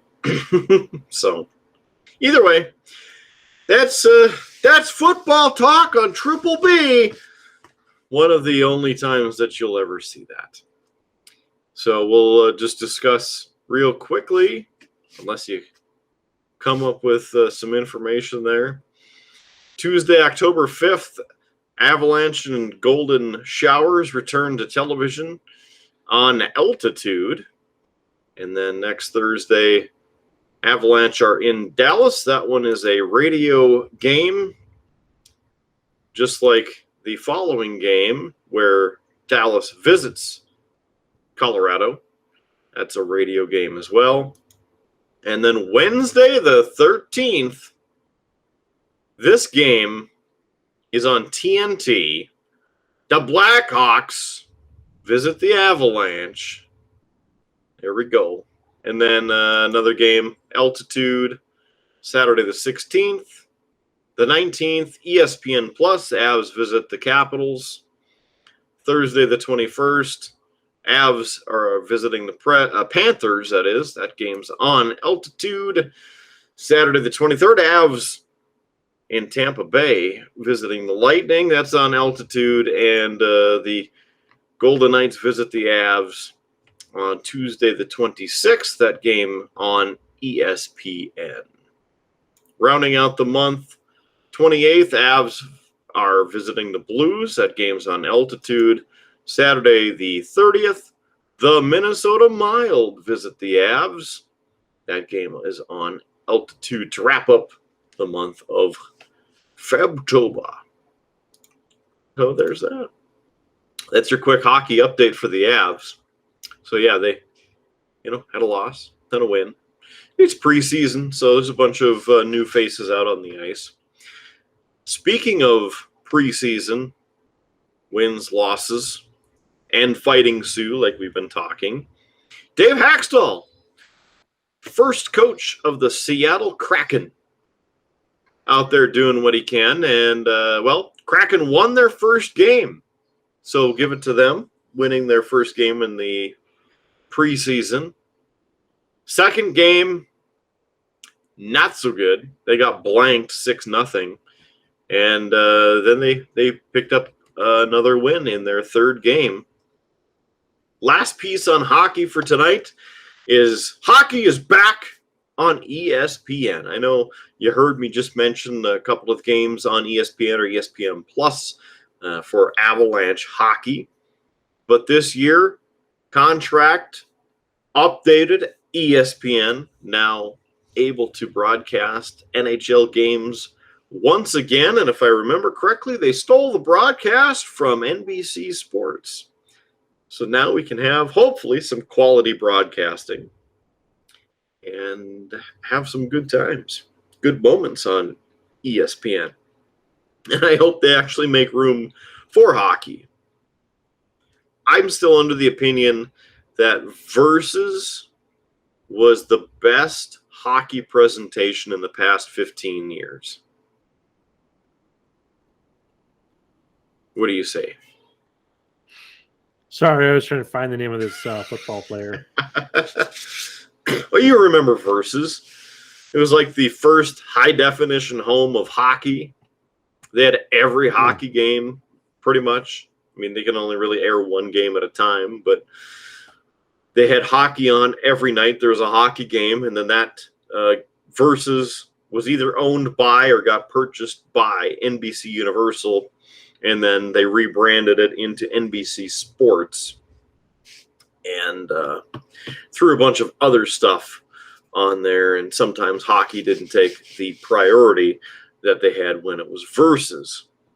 Plus, the graphics on Versus were a lot cooler. So I miss the old Versus network. But here we are, 2021. Hockey's back on ESPN on a regular basis, and hopefully it makes it into the Sports Center top 5 or 10 or whatever they do on Sports Center these days. And it looks good. Hopefully. We'll let you know. Hopefully on the next pay-per-view. Jeez, I'm getting into the WWE mentality. No, you don't even have to pay for this. On the next Triple B. Kidder, do you remember a couple years ago when Sharknado came out? ESPN actually tweeted at the San Jose Sharks asking them when they were going to change their name from the Sharks to the Sharknado. And I believe the Sharks' response back was, whenever you start to actually cover hockey seriously, was yes. their response back. And I forget which team then jumped in and were like, ooh, burn. But there was like another NHL team. I think it was the Dallas Stars. Sounds about right. It was good. I remember sharing that on my page because it was true, because ESPN got quite far from hockey or talking about hockey. So it was nice to have them called out. Well, Kidder, we've been talking for quite a while. You're starting to yawn during the show. Yeah. Must be time for us to wrap it up with some cheap plugs. Okay. Start it up. Here we go. Cheap plug time. BeerBluesBS.com. Baby, that's your home for the triple B. Beer, blues, and BS. BeerBluesBS.com. Our homepage in cyberspace. You can also join us on our podcast home on Podbean. Just go to podbean.com and search Beer Blues BS. Or while you're doing some searching, if you really want to search, we have all the links on our website, beerbluesbs.com, to all of our podcast locations, including the video version on YouTube. So if you're watching this, thank you, and you're seeing the addresses right here on the screen in front of you for places such as Apple Podcasts, Google Podcasts, Spotify, iHeartRadio, Pandora. We're also on Stitcher FM, Amazon Music. How about TuneIn, IMDb, Player FM? And you never know where else we might end up popping up in the auditory listening services. So just search on your favorite service, Beer Blues BS, or Beer Blues and BS. You might find us either way. While you're at it, we're also on Facebook. Join us there. On the Facebook, give us a thumbs up if you would. You could comment on the shows and join the show, because as much as we love doing this show, the whole reason why we started the show is for us to get together and BS a little bit and talk about some things. We'd love for you to join in on the show too. So you can comment and drop us a line there on the Facebook page or on our website. Just go to Facebook and search Beer Blues BS. That link is also available on our website, beerbluesbs.com. How about a couple other quick things? Well, the KRDN Eyewitness News 8 Weather Now stream available for you 24 hours a day, 7 days a week, right there. Twitch.tv/KRDN Eyewitness Weather Now, your home for North Dakota weather. So check that out, enjoy, and whenever their storms come on rolling through, you can guarantee that the stream is showing exactly what's happening.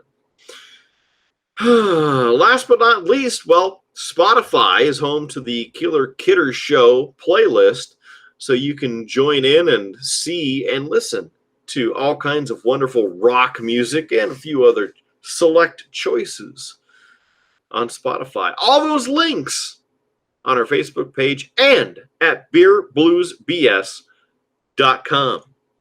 And while you're at beerbluesbs.com, have I said beerbluesbs.com enough? Probably not. Maybe another time, because it takes an average of 6 times for anybody to get an impression on it. So beerbluesbs.com.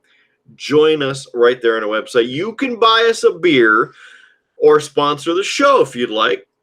Just send us an email. Drop us a line. We'd love for you to be part of this show. You even get mentions right here on the air, as it were, and maybe even on the screen.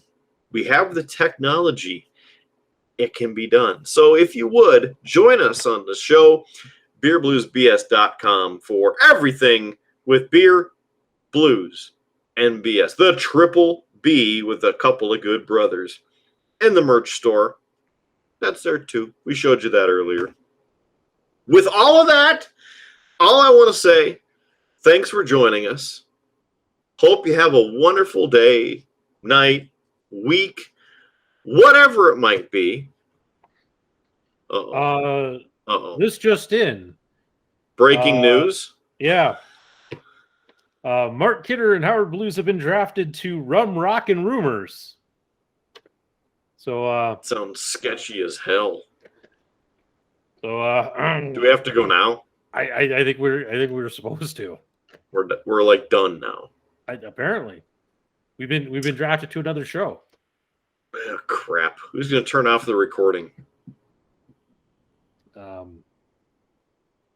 That's a future Howard problem. Oh, all right.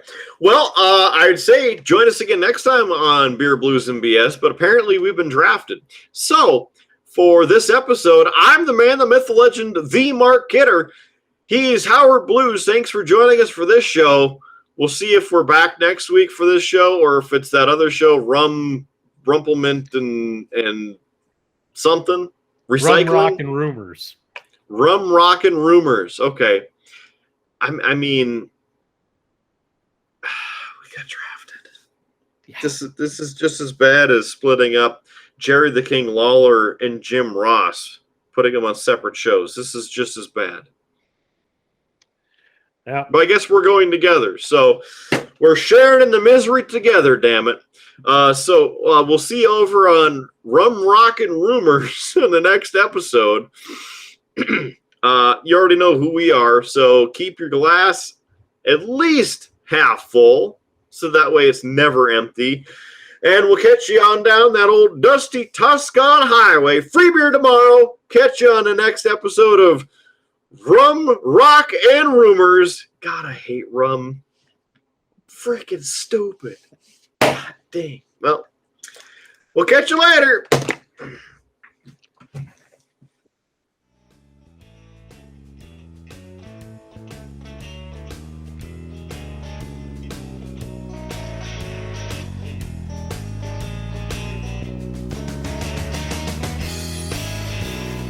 You have been listening to a UA production of Beer, Blues, and BS. If you enjoyed the show, help others find out about it by rating the show or leaving a review at your podcast listening service of choice. Thanks for listening, and may your glass never be empty.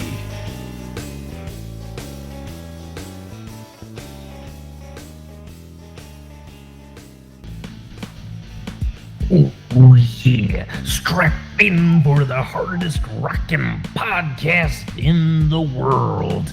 That's right, this is a full octane show. So grab your beverage, pull up a comfy seat, cause we're about to rock your socks off. This is Rum, Rock, and Rumors. And here are your hosts, Howard Rock and Mark Kidder. Good evening, ladies and gentlemen, and welcome to Rum Rock and Rumors. Here we are, Rum, Rock, and Rumors. What the hell is this anyway? It's the podcast that is clearly a blatant ripoff of a much better Beer, Blues, and BS. I seem to remember that show. We were on that, right? Like, just now? Just a few minutes ago. No. A few minutes ago? Man, that rum really does something to me. He don't ever give me rum. Why are we on this show? Because we were drafted. So we might as well get right into the topics, Kidder.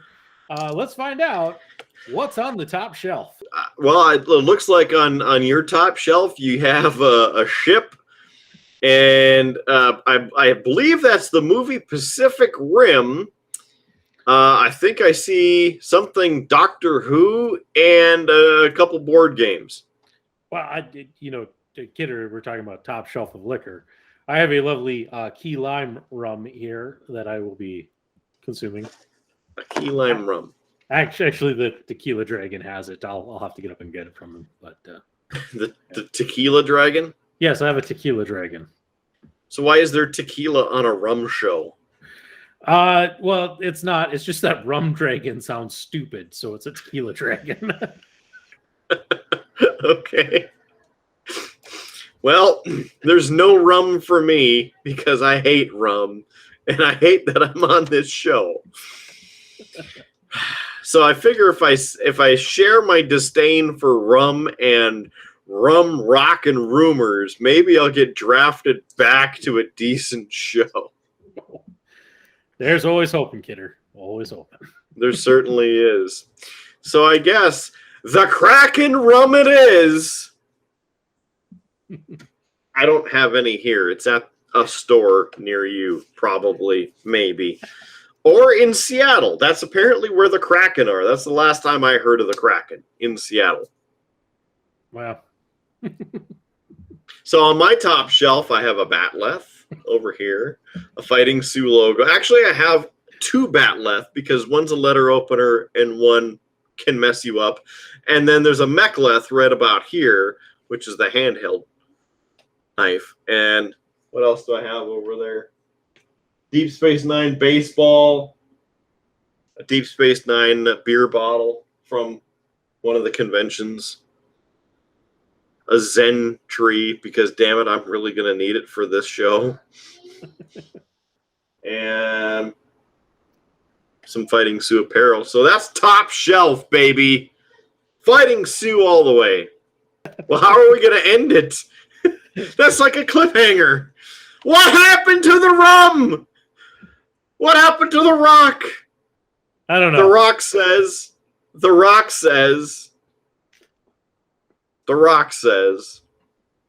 this show's over. Get the hell out of here. Actually, I think The Rock would probably say something like, get off crack. Lay that smacketh down.